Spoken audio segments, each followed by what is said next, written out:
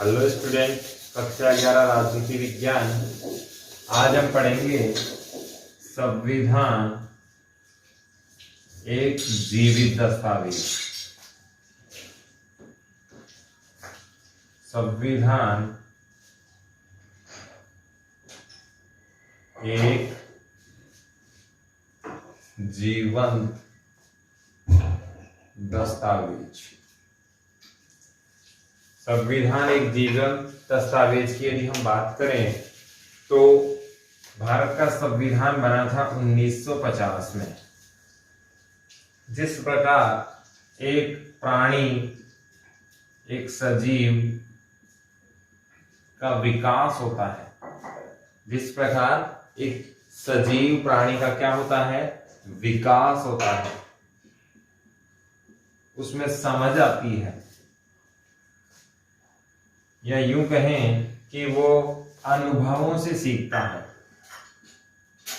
उसी प्रकार भारत के संविधान का भी क्या हुआ है, विकास हुआ है। वो भी किसके आधार पर, अनुभवों के आधार पर। कैसे? धीरे धीरे जैसे जैसे समय बदला,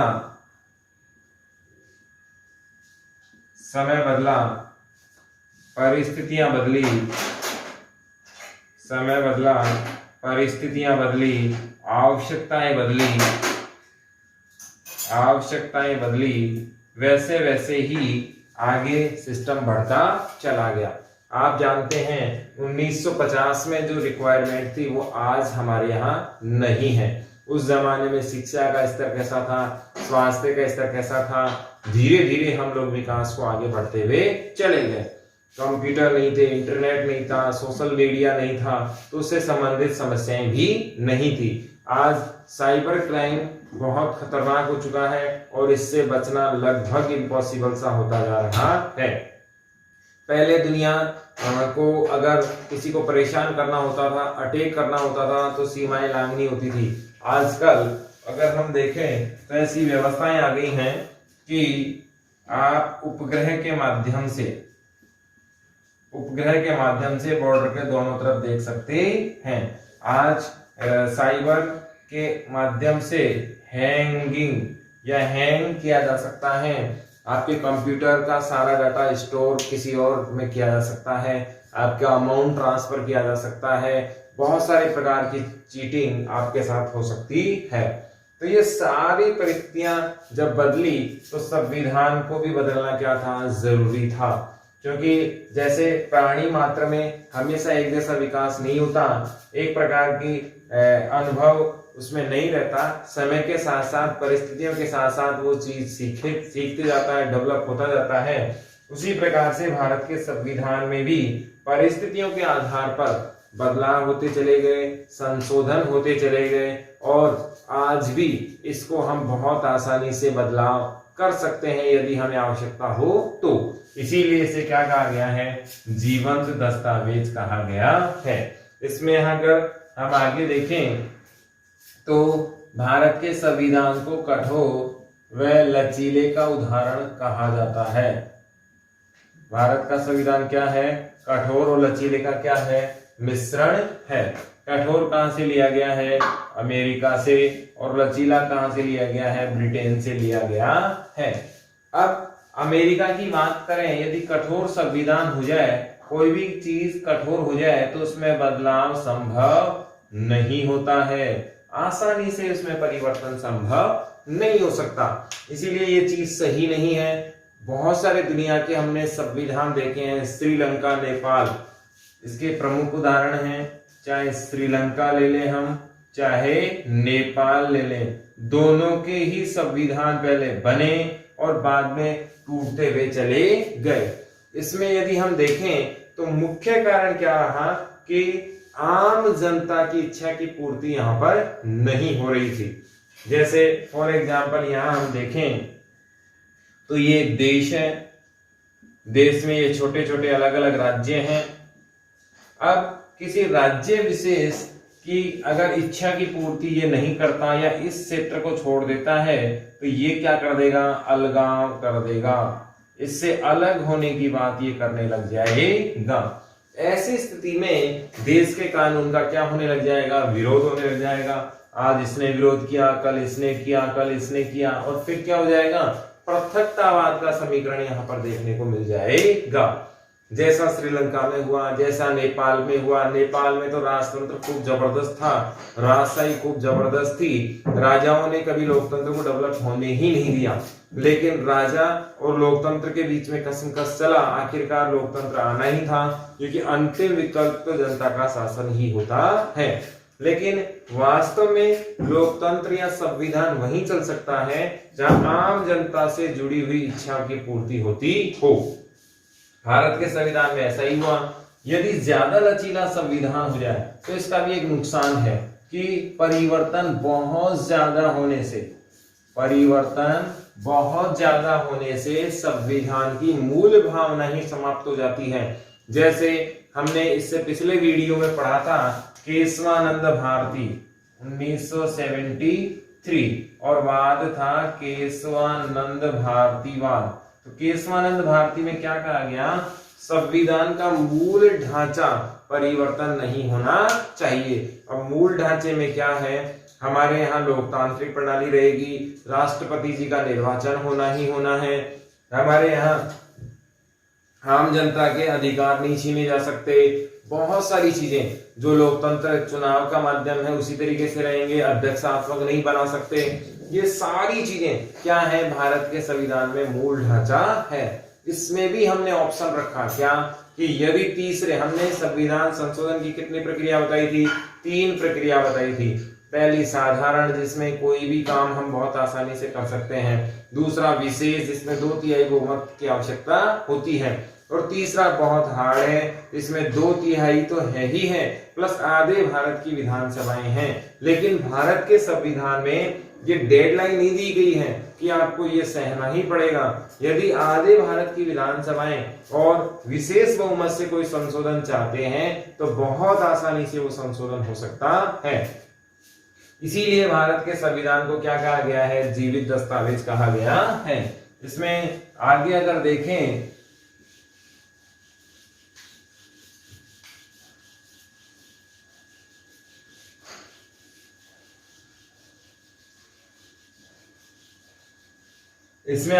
देखें, तो बहुत सारे संविधान हमें ऐसे देखने को मिलते हैं जिनकी वैल्यू या कीमत या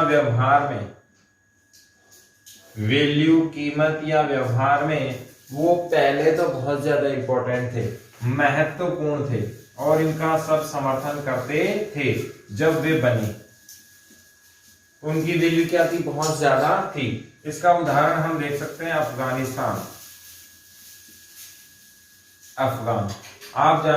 बांग्लादेश। इसका अफगानिस्तान तो है ही है, बांग्लादेश भी इसका उदाहरण है।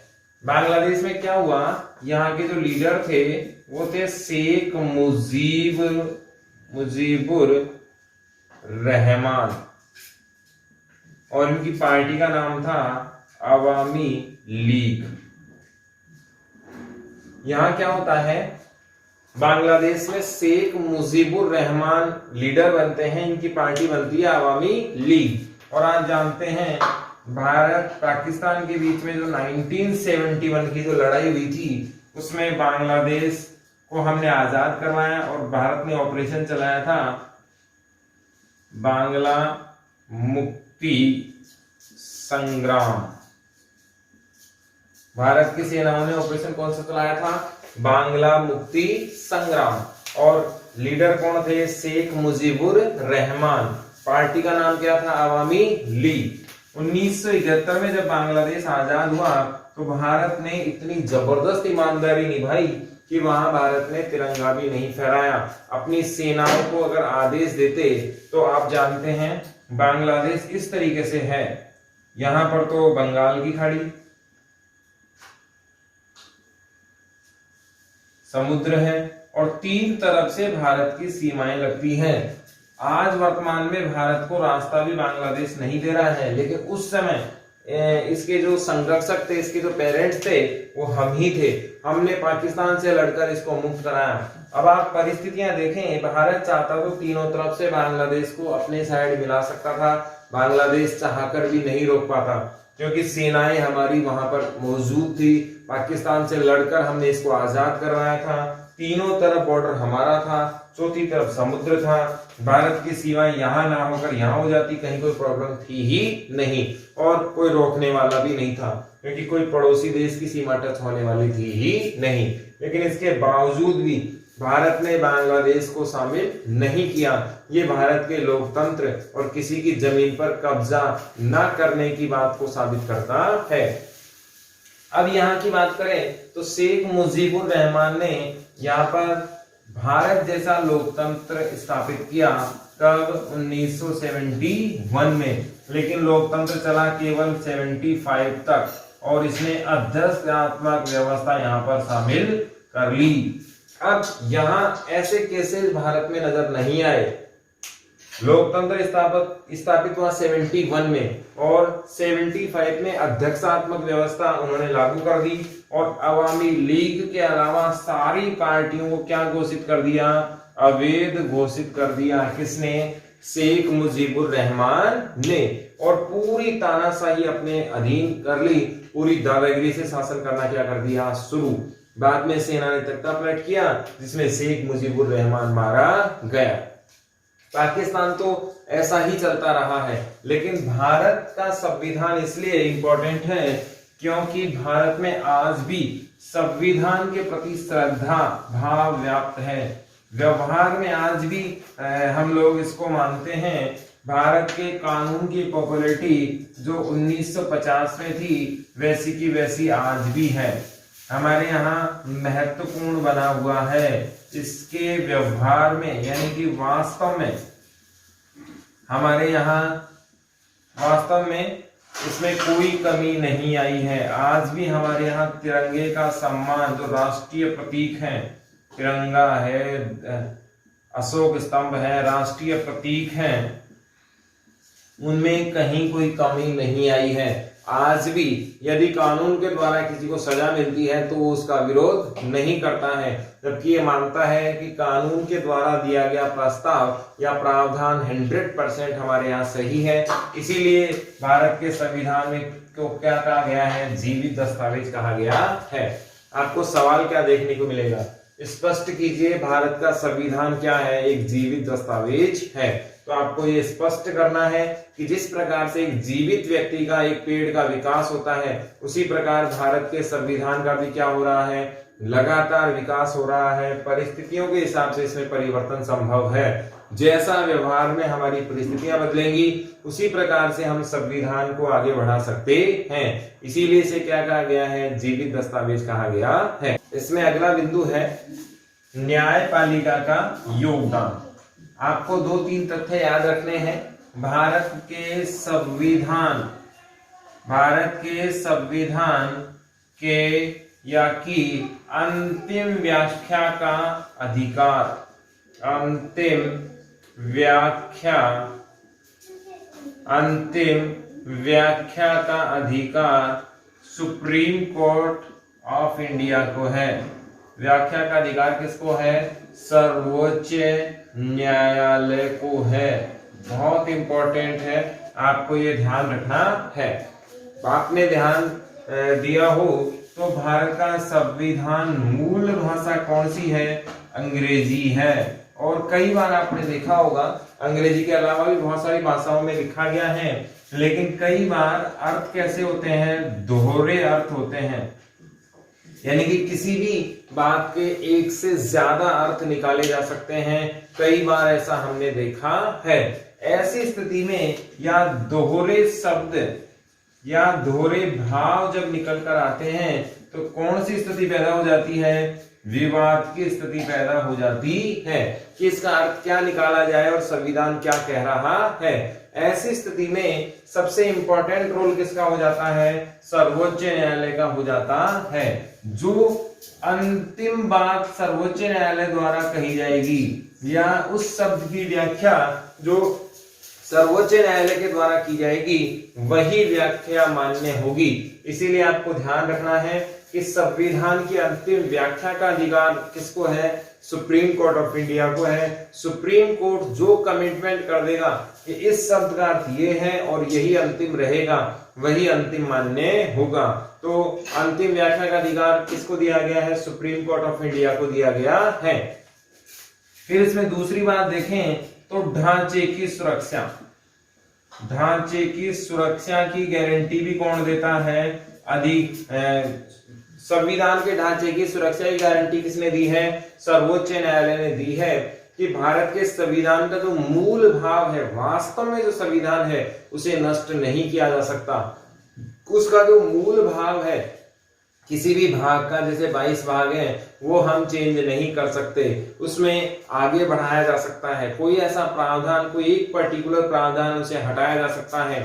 जैसे कृषि बिल है, पूरा बिल ना हटाकर किसी धारा को हटाया जा सकता है। एक एक धारा पे बात कर सकते हैं, कौन सा विवाद है। 10 धाराएं हैं तो 10 में से 2 प्रॉब्लम कर रही है, 2 को हटा दो। इसी प्रकार से भारत के मूल संविधान के जो ढांचा बनाया गया था, स्ट्रक्चर बनाया गया था, जो मूल तत्व हैं, उनका भाव नहीं हटाया जा सकता। जैसे समानता, स्वतंत्रता, शोषण के विरुद्ध धार्मिक स्वतंत्रता, संवैधानिक उपचारों का और शिक्षा का 6 मूल अधिकार हैं।